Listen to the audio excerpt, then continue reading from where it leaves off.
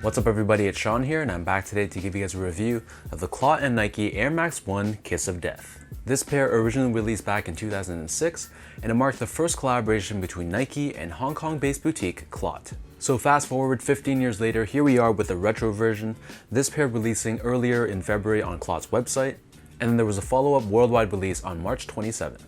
The retail price for this shoe is $150 US, and here in Canada there was a little bit of a price mix-up.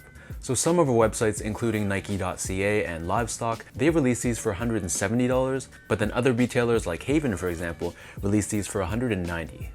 The official colorway for this shoe is Net, Deep Red, and Orange Blaze, and for many Air Max fans out there, the original version of this shoe was considered a holy grail. So safe to say a lot of people were really happy that they decided to bring these back. So first things first, here's a quick look at the box, and this comes in a black cardboard Nike box. We have Nike right here in the shiny finish, and then we have this white banner running down the side with the words Air Max 1 done in this Chinese calligraphy inspired font.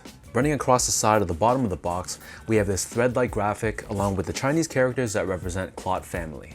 And then on the inside of the top lid, we have this list of body parts, and this is supposed to represent key pressure points or trigger points when you're talking about Chinese massage.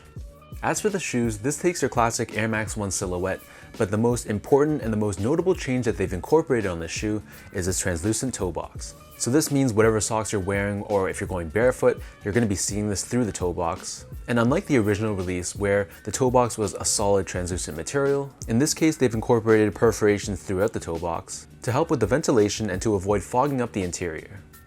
Surrounding the outer edge of the toe box, we have this tan colored suede, and this tan suede covers the U-throw area of the shoe along with the quarter panel.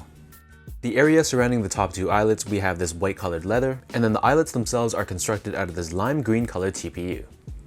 Underneath this, we have the swoosh, which is constructed out of this shiny patent leather, and it incorporates a faux snakeskin print finish on it. Underneath this, we have this tan colored suede mudguard, which wraps around the back of the shoe, and then surrounding the top portion of the ankle collar area, we have this thin piece of tan colored leather, which incorporates this ostrich print finish to it. You might also notice that unlike your traditional Air Max 1, this pair doesn't have any lining within the shoe, so it's literally this thin piece of leather that's hugging your foot.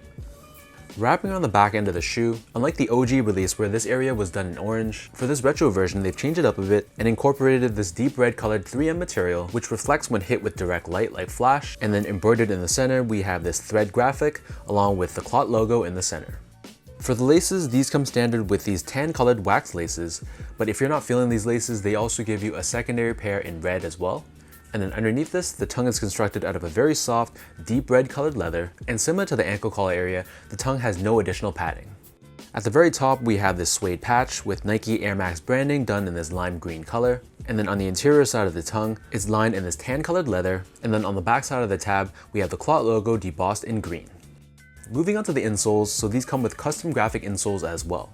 So on the left foot, these Chinese characters at the top, it stands for Clot family, and we have this image of this lower leg with the different key pressure points or trigger points, along with the Clot logo at the very bottom of the heel. And then the insole on the right foot, it lists out all those key body parts, and then we have Nike's logo on the bottom heel.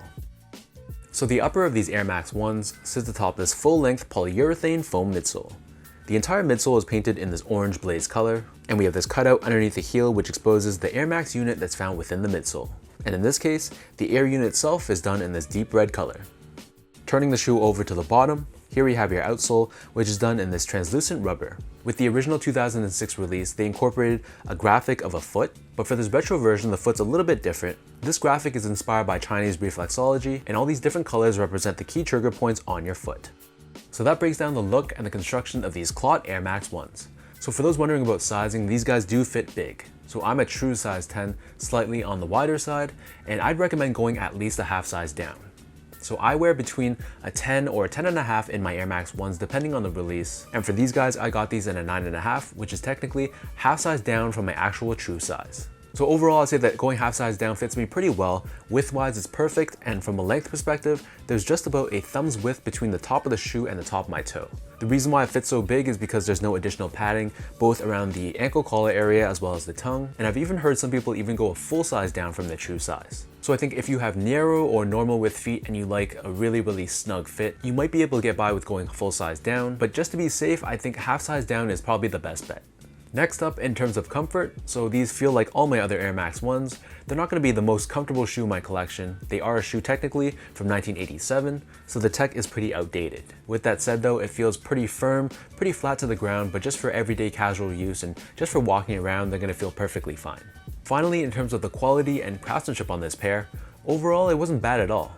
The materials felt decent, they weren't anything amazing, but they were definitely not bad. And the overall build on the shoe was pretty solid. I had no issues with my pair, especially when you compare it to something like the Bacon Air Max 90, where the craftsmanship on that pair was absolutely horrendous. This pair in comparison felt much better put together.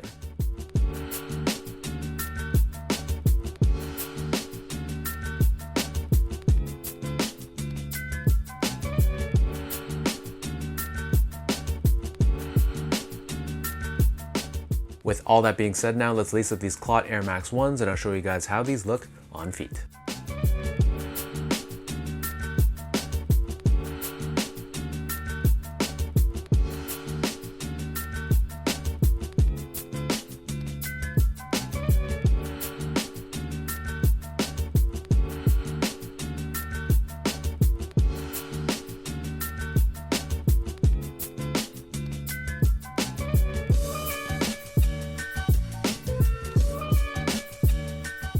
Because of this translucent toe box, it's a pretty bold design, and I get if you feel like translucent toe box should be better left in the mid-2000s. However, this is still one of those iconic legendary Air Max 1s, so it's pretty dope that Nike decided to bring these back and give us the opportunity to finally grab these.